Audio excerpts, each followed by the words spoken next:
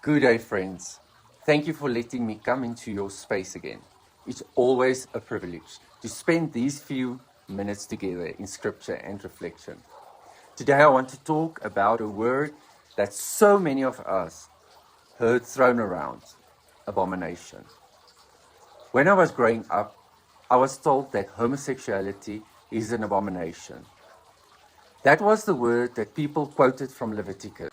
It sounded final, frightening, almost like God Himself had singled out one group of people for rejection. But as I began to study, I was honestly surprised, stunned, really, by what the Bible actually calls an abomination. For example, in Deuteronomy 22 verse 5, it says, "A woman shall not wear a man's garment, nor shall a man put on a woman's cloak. For whoever does these things is an abomination to the Lord."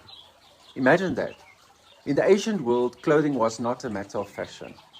It was tied to identity and tribal order. Today, most women wear pants, and no one even blinks twice. So, was God condemning people for wearing trousers?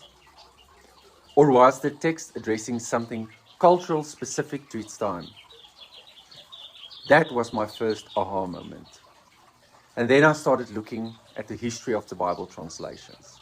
Did you know that the King James Bible, the one so many of us grew up with, was commissioned by King James I of England? Here's the surprise part. Historians tell us James himself had close, possibly romantic relationships with men in his court. Yet the translation that bears his name is the one that stamped harsh words like sodomite into English scripture for the very first time. And isn't that strange? A king whose own letters show affection for men, giving his name to a translation that became the weapon used against so many people like him for centuries to come. For me, that was a sobering reminder that translations are human work, shaped by cultural and bias. And then I discovered something else. The Hebrew word most often translated as abomination is to'eva in Hebrew. But to'eva doesn't always mean moral wickedness. Often it refers to things that are ritually unclean or simply off limits in ancient Israel. For example, eating shellfish was to'eva, wearing clothes of mixed fabrics was to'eva, using dishonest scales in business was to'eva. So if someone says this is an abomination, we have to pause and ask, are we talking about a timeless moral law or a ritual purity in a specific cultural and moment in history? Another word worth knowing is kadesh. It comes from the same root as holy, kadosh. Originally, it referred to someone dedicated to sacred service in Hebrew. But later, as Israel distanced itself from the practices of the surrounding nations, the word was twisted. By the time the King James Bible translated kadesh was rendered as sodomite, a word that once meant sacred person. Now, can you imagine? Can you imagine how many lives were marked and condemned because of a shift in meaning? When I first learned these things, I honestly thought that I had to sit back.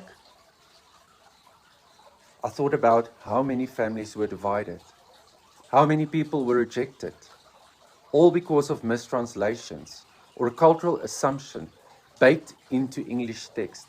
How many people were sentenced to jail for life? How many people were killed because of the word sodomite? But here's the bigger picture.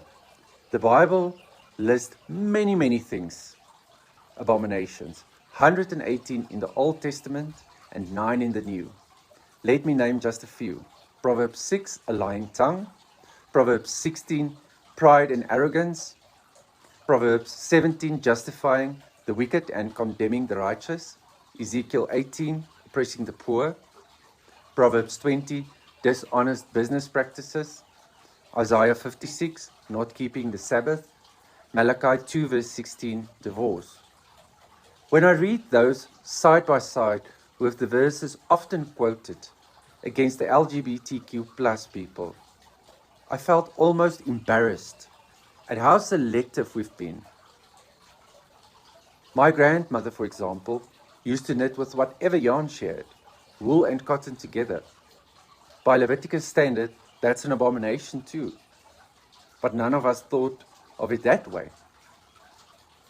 So maybe it isn't to draw up lists of who's in and who's out, but to realize that all of us fall short and all of us need grace.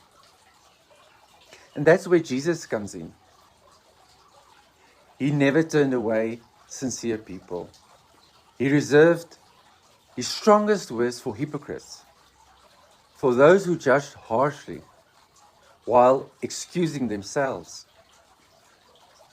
To the humble, to the broken, to the marginalized, Jesus always extended compassion. Friends, my invitation to you is this. Before calling someone else an abomination, take a wider look at the scriptures. Notice the mistranslations, the cultural twists. The words like to'eva and kadesh that got reshaped over centuries. And above all, remember that we are called to walk humbly, love deeply, and extend the grace that we have received. And then I want to end with the scripture, John 3 verse 16. That doesn't say, God so loved the straight world that he gave his only begotten Son, that all the straight people, whosoever believes in him, shall be saved and receive everlasting life. No, it says, God so loved the whole world that he gave his only begotten Son, that whosoever, means whosoever, believes in him shall be saved and receive everlasting life. Thank you for spending this time with me. Until next week, may you walk in grace and peace. Amen.